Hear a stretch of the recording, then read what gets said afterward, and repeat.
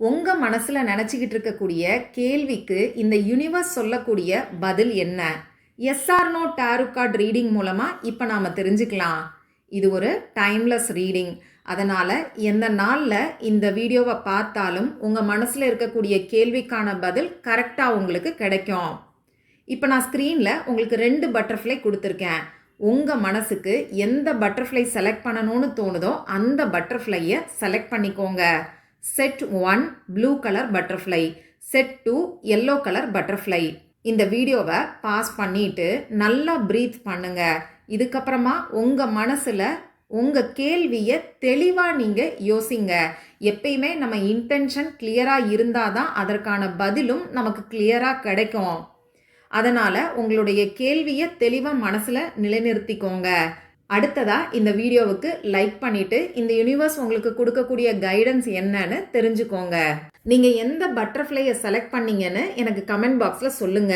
Set 1 அதாவது blue colour பட்டர்ஃப்ளையை select பண்ணவங்களுக்கு universe சொல்லக்கூடிய ஆன்சர் என்னன்னு பார்த்தீங்கன்னா எஸ்.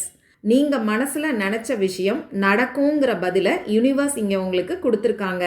இந்த கார்டு மூலமா யூனிவர்ஸ் சொல்ல வரக்கூடிய ஒரு ஷார்ட் மெசேஜ் என்னன்னு பார்த்தீங்கன்னா, புதிய ஆரம்பம் உங்களுக்காக காத்திருக்கு, அதனால நம்பிக்கையோட முன்னேறி போ அப்படிங்கிற பதில யூனிவர்ஸ் உங்களுக்கு கொடுத்துருக்காங்க.